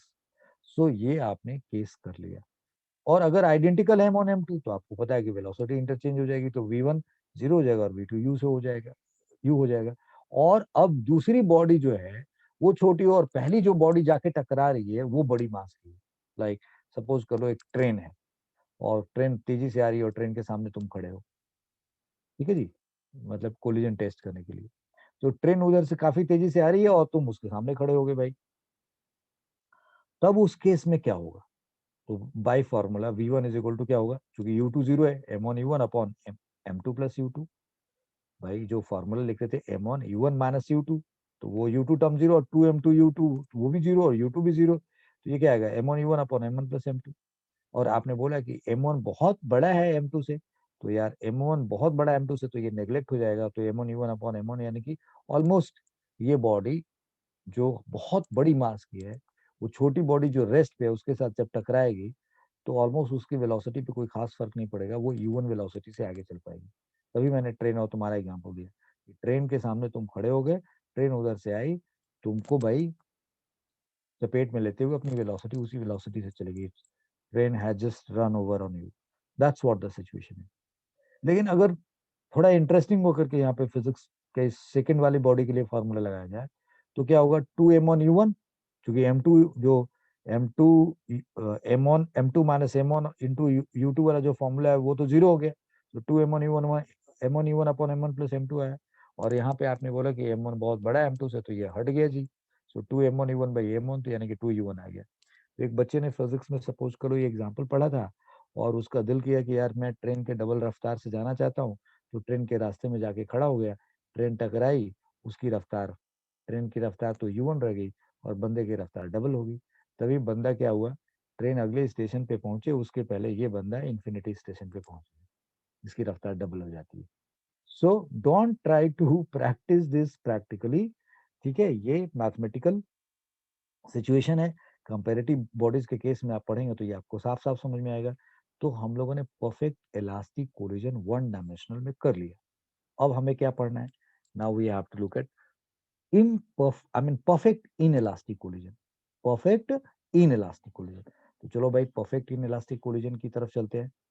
So perfect inelastic collision की तरफ जाएंगे। अच्छा, यहाँ पे उससे जाने के पहले एक छोटा सा क्वेश्चन देखो यहाँ पे लिया गया है। सपोज करो ये 2 किलोग्राम की बॉडी है, ये 5 किलोग्राम की बॉडी है, ये 10 मीटर पर सेकंड जा रही है, ये 5 मीटर पर सेकंड जा रही है, दोनों बॉडी के बीच में कोलिजन परफेक्ट इलास्टिक हो, फाइंड V1 और V2। क्या करना है, सिर्फ फॉर्मूला लगा दो। तो आप यहाँ पे क्या लिखते, M1 minus M2 into U1, तो U1 इसका इधर है तो प्लस, फिर आप क्या लिखते, 2M2 मतलब 5, और U2 इसकी वेलोसिटी इधर की तरफ है, तो भाई अगर ये डायरेक्शन प्लस है तो ये डायरेक्शन माइनस लेना पड़ेगा, तो आपको यहाँ पे लिखना पड़ेगा साइन, नीचे 2 + 5, यहाँ से वेलोसिटी निकाल दी -80/7। फिर उसी तरीके से आपने M2 minus M1 into U2 लिखा और फिर 2M1U1 upon M1 plus M2 किया, इससे आपकी वेलोसिटी ये आ गई। यानी कि ये बॉडी जब टकराएंगी तो V2 यानी कि दूसरी बॉडी 25/7 से फॉरवर्ड चलेगी और पहली बॉडी देखो कम मास की है, इसे टकराई तो ऐसे भी लग रहा था कि उसको पीछे आना चाहिए, तो उसकी वेलोसिटी -80/7 से किधर आ गई, पीछे आ गई। So with lot of discussion we have finished this. Now we are talking about perfect inelastic collision. क्या बड़ी बात है, और collision is said to be perfect inelastic if there is a maximum loss of kinetic energy and bodies move being united after collision. अब यहाँ United का मतलब ये नहीं है कि वो किसी चीज से मतलब भीड़ करके किसी को किसी से जूझने जा रही है। यहाँ पे perfect energy, perfect inelastic collision है, एनर्जी का बहुत बड़ा नुकसान हुआ है, तो भैया कोलिजन के बाद क्या हो गया, दोनों बॉडी चिपक गई, एक बन गई और फिर एक बन के जा रहा है। जनरली अपने होली अब आने ही वाला है, इस बार तो हिंदुस्तान में होली भी बहुत अजीब तरीके से खेला जाएगा, पता नहीं खेला भी जाएगा भी नहीं खेला जाएगा। तो लेट सपोज आपकी किसी दोस्त ने, आप खड़े थे और आप उसने कुछ उठाया और आपके ऊपर मारने के लिए और आप भागने लगे, और उस सपोज करो उसने मडी आइटम उठाया था, कीचड़ टाइप का कुछ, और उसने उठा के आपके ऊपर दे मारा, छपाक, वो आपके ऊपर जाके लग गया। तो अब क्या हुआ जी, पहले आप M1 मास के थे एंड यू वर रनिंग, उधर से M2 मास आया और आपके साथ कोलाइड कर गया। Now you have become M1 plus M2 और अब आपको भागना पड़ रहा है। So now this collision is what, perfect in elastic collision. कैसा कोलिजन है वो, परफेक्ट इन इलास्टिक कोलिजन, क्योंकि दोनों बॉडीज टकराने के बाद एक ही वेलोसिटी से फर्दर जा रही है।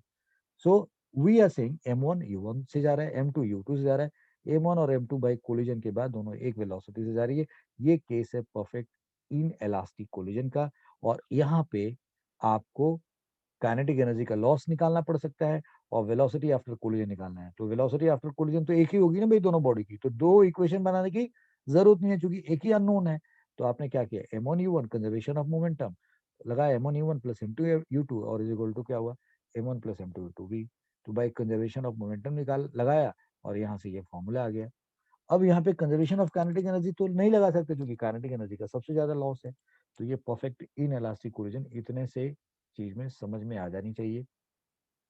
Only momentum is conserved, maximum loss of kinetic energy. After collision, bodies have same velocity and loss of kinetic energy निकालना तो क्या करोगे, half m1 v1 square half m2 v2 square, दोनों की इनिशियल काइनेटिक एनर्जी निकाला, फिर -1/2, अब दोनों बॉडी इकट्ठे जा रही है, so this is m1 plus m2 और उनका मास ही उनकी वेलोसिटी ये है, ऐसे करके निकाल दो, लॉस ऑफ काइनेटिक एनर्जी निकल जाएगा। So this is how to find the loss of kinetic energy. I hope you guys have understood till now. So now we are going to talk about the last case of this. You see, हम लोगों ने सिर्फ head on collision cover किया है, oblique collision हम लोग नहीं कर रहे हैं। For that there will be another lecture and वो वहां पे हम लोग अलग तरीके से questions, I mean oblique collision में जो भी केसेस होएगा, चाहे वो परफेक्ट इलास्टिक का हो या परफेक्ट इन इलास्टिक का हो या इन इलास्टिक कोलिजन का है, that is a separate lecture. So here we are just talking about head on collision, और हेड ऑन कोलिजन में हमने दो कोलिजन पढ़ लिया, अब इन इलास्टिक कोलिजन की बात हो रही है। यहाँ पे एक टर्म हमें समझना पड़ेगा and the term is called coefficient of restitution. तो मैं ना आपको पहले I would, before I should discuss about this, let me take you to that another I mean white board and make you something visualise. तो बच्चों आप लोगों ने यहाँ पे तो ये सब कुछ देख लिया है, मैं इस पेज को यूज करना चाहता हूँ, मैं एक मिनट, तो मैं इस पे जो चीज है उसको हटा रहा हूँ यहाँ से। I am just rubbing this all and now I have to discuss with you थोड़ा सा पिक्टोरियल फॉर्म में, coefficient of restitution. Coefficient of restitution, restitution क्या मतलब है? जैसे एक बॉडी है ये, राइट, थोड़ा अच्छे से फिगर बना देता हूँ मैं, लाइक दिस, एक बॉडी है, फिर एक दूसरी बॉडी है जी कोई, और ये दोनों बॉडी ट्रेवल कर रही थी और कोलिजन हो गया इनके बीच में। और सपोज हमने इनको यहाँ पे कोलिजन दिखा दिया है भाई, ये दो बॉडीज ऐसे कोलाइड कर गई, ये दोनों बॉडी कोलाइड कर गई। और जब ये कोलाइड करती है तो कोलाइड करने के बाद इनके बीच में आपको मालूम है कि रिलेटिव वेलोसिटी ऑफ सेपरेशन होता है। सो इफ यू से okay it is going with u1, it is going by u2, फिर it is going by v1, it is going by v1 and it is going by v2. This is in general we know about it. Okay, so this is u1 u2 v1 and v2. तो हमें मालूम है कि यहाँ पे अगर collision हो रहा होगा, सो u12 that is u1 minus u2, ये रिलेटिव वेलोसिटी ऑफ अप्रोच होता है। और यहाँ v1 माइनस v2 की बात करें, जिसको हम v12 कहते हैं, ये रिलेटिव वेलोसिटी ऑफ सेपरेशन होता है। और जब परफेक्ट इलास्टिक कोलिजन होता है तो this is equal to this होता है in case of PEC, perfect elastic collision. और अगर हम u12 की वैल्यू, आई मीन अगर v12 की वैल्यू जीरो हो जाए, मतलब relative velocity of separation zero हो जाए, यानी कि इन केस ऑफ, ये कौन सा केस है, परफेक्ट इन इलास्टिक कोलिजन का केस है, परफेक्ट इन इलास्टिक कोलिजन का केस में हमने यही पढ़ा है कि भाई उन दोनों v1 v2 का, चूंकि दोनों सेम हो गए, तो v12 निकालो या v21 निकालोगे, क्या हो जाएगा, जीरो हो जाएगा। तो भाई रिलेटिव वेलोसिटी ऑफ अप्रोच है, relative velocity separation perfect elastic collision में हो गया, और यहाँ पे तो ये जीरो ही हो गया, तो अब क्या केस बना है? ये तो नहीं हो सकता कि, बहुत इंपॉर्टेंट बात कह रहा हूँ, ये नहीं हो सकता कि कोलिजन के बाद ये v12 की जो वैल्यू है, ये जो v12 की वैल्यू वो u12 की वैल्यू से बड़ा हो जाए। वो तब होएगा कि ये दो बॉडी टकराएंगी और टकराने के बाद यहाँ ब्लास्ट हो जाए, बम फट जाए, तब भाई v12 की वैल्यू भाई u12 से ज्यादा होगा। लेकिन अगर ये बॉडी इस बॉडी के साथ टकरा रही है और इनका शेप साइज में कोई फ्रेगमेंटेशन नहीं हो रहा, टूट फूट नहीं हो रहा है, यानी कि इनर पोटेंशियल एनर्जी को फर्दर कोई काइनेटिक एनर्जी में कन्वर्ट नहीं कर रहा है, तो भाई ये जितना पोटेंशियल एनर्जी ये कैरी किया था वो तो सेम रह जाएगा। और काइनेटिक एनर्जी का गेन कहाँ से होगा? मतलब अगर v12 की वैल्यू अगर u12 से बड़ा चाहिए, तो ये क्लियर है ना कि यहाँ टकराने के बाद कोई एक और सोर्स होना चाहिए जो काइनेटिक एनर्जी में गेन ला दे, सिस्टम की काइनेटिक एनर्जी को क्या कर दे, बढ़ा दे। तो भाई यहाँ पे ब्लास्ट हो जैसी कोई चीज होनी चाहिए। अब वो अगर हो नहीं रही है तो ये V12 की वैल्यू U12 से तो बड़ा नहीं हो सकता, और जीरो हो गया वो तो दिख रहा है। तो अब दूसरी बात क्या हो सकती है, जीरो और वन के बीच में, यानी कि जितना ये है उस उतना हो जाए तो ये परफेक्ट इलास्टिक हो गया, और बिल्कुल जीरो हो जाए तो परफेक्ट इन इलास्टिक हो जाए, तो इन बिटवीन होएगा। इसका मतलब कि अगर V12 की वैल्यू लेस देन, मॉड में लगा के लेस देन U12 हो जाए, एंड V12 अपॉन U12 अगर किया जाए तो ये वैल्यू किसके बराबर आएगी, that is less than one हो जाए और ग्रेटर देन, या लेस देन वन हो जाए, लेस देन वन हो जाए और ग्रेटर देन जीरो हो जाए। तो अगर ये सिचुएशन होगा तो इसको हम कहेंगे, right what, this is called in elastic collision, in elastic collision. और ये जो रेशियो होगा V12 अपॉन U12, इसको क्या कहेंगे, इसको कहते हैं coefficient of restitution. Restitution, I mean word से ही लग रहा है ना, रेस्ट में कितना जल्दी आ सकता है। तो अगर सपोज कर लो यहाँ पे काइनेटिक एनर्जी का नुकसान कुछ ज्यादा हो रहा होगा, तो मतलब उनके बीच का रिलेटिव, भाई रिलेटिव वेलोसिटी जीरो हो गया, तो ये तो हमें पता है परफेक्ट इन इलास्टिक कोलिजन है।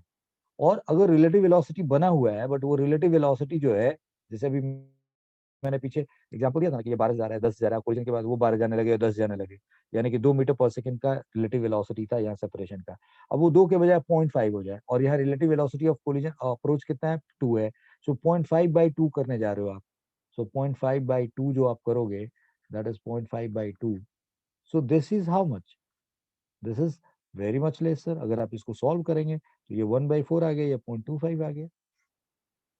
तो ये जो मतलब V12 की वैल्यू U12 से घट रही है, और जो ये रेशियो है, इस रेशियो को, ये नंबर है, and this number is called coefficient of restitution. Somehow ये इंडिकेट करता है कि up to what extent kinetic energy का नुकसान हो रहा है। इसीलिए हम लोग इसको कोएफिशिएंट ऑफ रेस्टिट्यूशन का तगमा देते हैं। मतलब एनर्जी रेस्टिट्यूशन मतलब रेस्ट में आने का, जितना ज्यादा काइनेटिक एनर्जी में लॉस होगा उतनी ज्यादा चीजें क्या हो जाएंगी, रेस्ट में आ जाएंगी। So that's what we are saying, that coefficient of restitution. So ये आपको समझना पड़ेगा। तो सोचो अगर आपको V12 की वैल्यू U12 के बराबर, I mean this ratio comes out 0.3, इसका मतलब क्या हुआ कि भाई अगर ये 2 मीटर पर सेकंड था, तो अब V12 2 मीटर का कितना हो गया जी, 0.3 टाइम्स हो गया। मतलब कितना ज्यादा लॉस हो गया। सो पॉइंट पॉइंट 2 into 0.3 करेंगे, पाएंगे 0.26 पर सेकंड की रिलेटिव वेलोसिटी ऑफ सेपरेशन आएगी। So you have to make it feel कि okay, why it is called coefficient of restitution. तो अब मैं आपको नोट्स की तरफ लेके चल रहा हूँ, and here I am saying coefficient of restitution defined as negative of ratio of relative velocity of separation to the relative velocity of approach. Defined as negative of ratio of relative velocity of separation to the relative velocity of approach, and represented by E, and that E is equal to minus V21 upon U21. क्योंकि भाई ये तो coefficient है, और we don't want that it is a number है, we don't want that it should come with minus sign. और V21 separation है और U21 अप्रोच है, वो सेपरेशन और अप्रोच को दोनों का साइन अलग अलग लिया जाएगा, तो यहाँ माइनस सेपरेशन के लिए है। तो भाई ये वैल्यूज, ये जो वैल्यूज माइनस में आएगी, और इस माइनस के साथ ये क्या हो जाएगा, प्लस हो जाएगा, और फिर इसको डिवाइड करोगे तो रिजल्ट क्या आएगा, प्लस में आएगा।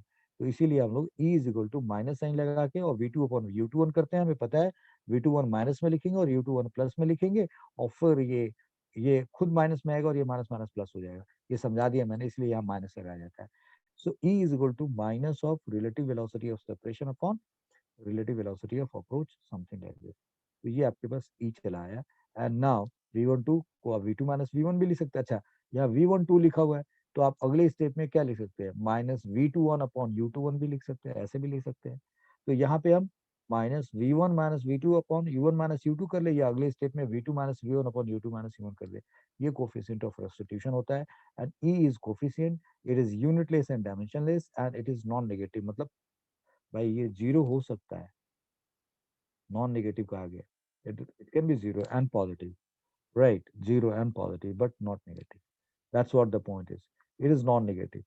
E zero हुआ तो perfect inelastic, E1 हुआ तो perfect elastic, perfect elastic. And अगर ई 0 और 1 के बीच में हुआ तो वो इनएलास्टिक कहलाएगा, नॉट परफेक्ट वर्ड नहीं लगेगा वहां पे।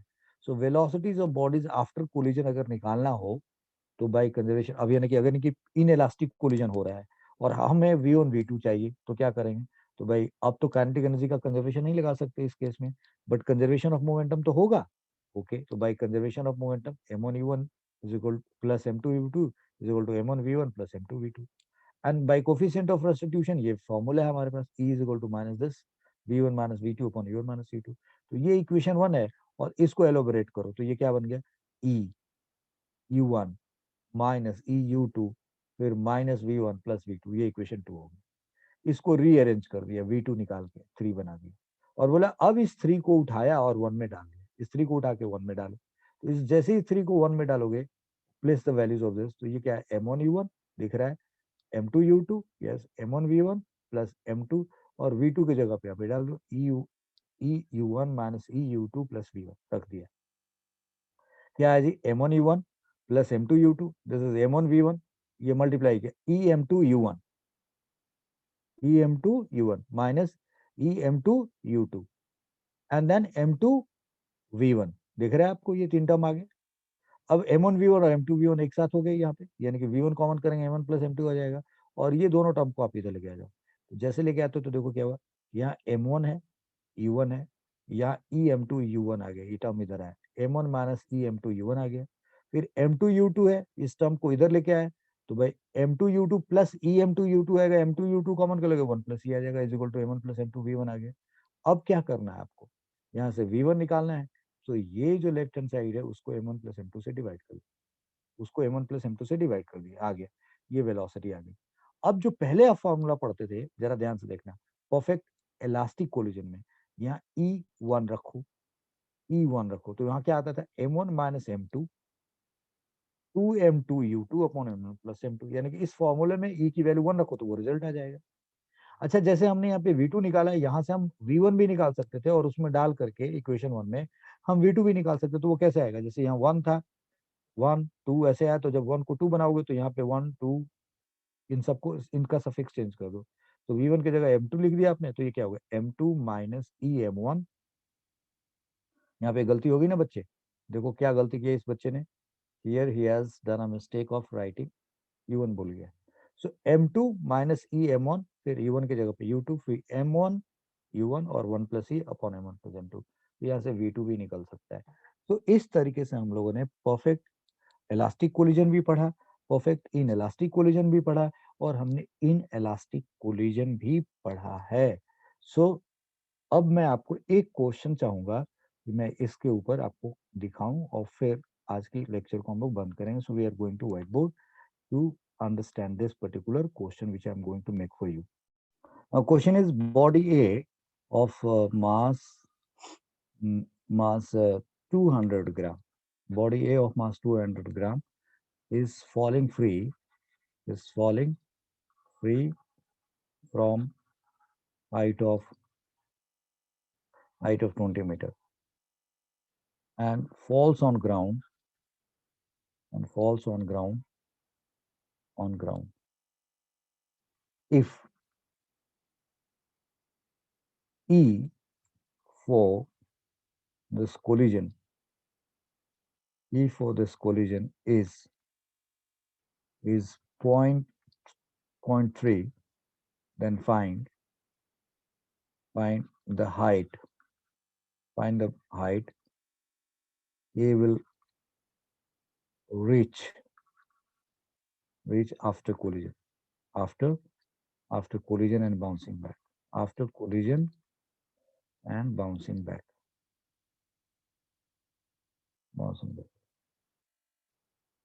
So A बॉडी है, 20 मीटर की हाइट से गिर रही है, यहाँ पे गिरी, टकराई, टकराने के बाद बाउंस बैक कर रही है, पूछा है किस हाइट तक जाएगी, और अगर यहाँ पे कोलिजन जो हो रहा है वहां पे उस कोलिजन का करेक्टरिस्टिक्स दिया जा रहा है कि E जो है 0.3 है। So how this question will be solved, it's so simple. So हम लोग यहाँ पे इस बॉडी को 1 मान लेते हैं, या इसको A मान लिया और इसको B मान लिया, दिस इज A और B है। सो UAB जस्ट बिफोर कोलिजन, यहाँ की वेलोसिटी तो क्या है, 0 भाई, यहाँ से फ्री फॉल कर रही है। सो ठीक कोलिजन पे, यानी कि जब ये बॉडी यहाँ ग्राउंड पे आई होगी, when this body would have landed here on this ground, यहाँ पे आके के गिरा होगा ये बॉडी, तो उस टाइम पे उसकी वेलोसिटी क्या होगी ग्राउंड पे जब गिरी होगी। तो we are saying u A B, यानी कि बी को जब ये अप्रोच किया होगा कोलाइड करने के लिए, तो ये वेलोसिटी कितना होगा, that is you are saying u A minus u B. अब ग्राउंड की वेलोसिटी तो जीरो है, यानी कि you are talking about this, so you want to find this velocity, ये कितना होगा जी यू ए। तो आपको पता है कि कोई body H height free fall करती है तो उसकी वेलोसिटी क्या होती है 2gh। So this is you are going to write 2 into 10 into 20। लो भाई ये 20 मीटर पर सेकेंड आ गया। इसका मतलब 20 मीटर पर सेकंड से ये बॉडी यहाँ पे अप्रोच की होगी, it has fallen on the ground 20 metre per second. Okay, now what we are saying कि ओके अब भाई 20 से फॉल कर गया, सो हमें मालूम है E must be equal to minus V अब A B upon u A B. हमने ये लिखना है भाई, ये होता है। So this implies v A B की वैल्यू कितनी होगी, so minus of E into u A B, और that has come out how much 20। So this VAB is how much now? So this is minus, और mind you हमने downward direction को plus लिया है, is that okay now? ये ध्यान रखना है। एंड ई की वैल्यू दे रखा 0.3 एंड दिस 20, तो अब 20 into 0.3 that comes out 6 metre per second with minus sign, 6 metre per second. And velocity of A minus velocity of B कितना है, -6 आया। ग्राउंड तो कहीं नहीं जाना ना भाई, since VB is equal to 0, so this implies VA is equal to how much, -6 metre per second. माइनस का मतलब क्या हुआ, this velocity is upward, so negative sign says that body, negative sign says body moves, body moves upward, body moves upward, क्योंकि जब हमने downward को positive लिया तो नेगेटिव क्या होगा, अपवर्ड को शो करेगा। ओके, सो अब हमें मालूम है कि ये 6 मीटर पर सेकंड से जा रहा है। कितने हाइट तक जाएगा, तो हाइट मैक्सिमम आपको निकालना है, तो हम लोगों ने यू स्क्वायर अपॉन 2g का फॉर्मूला लगा देना है, यानी कि V A square upon 2g लगा दिया। ऊपर 6 का स्क्वायर हो गया जी 36, नीचे कितना है 2 इंटू 10, तो ये कितना हो गया 18/10, यानी कि 1.8 मीटर ऊपर जाएगी body. So you can understand, I mean this is one of the example, ऐसे बड़े सारे क्वेश्चन हो सकते हैं। सो हम लोगों ने आज के इस लेक्चर में पावर भी समझा है एंड कोलिजन भी समझा है, राइट। सो इसके साथ आज का हम लोग ये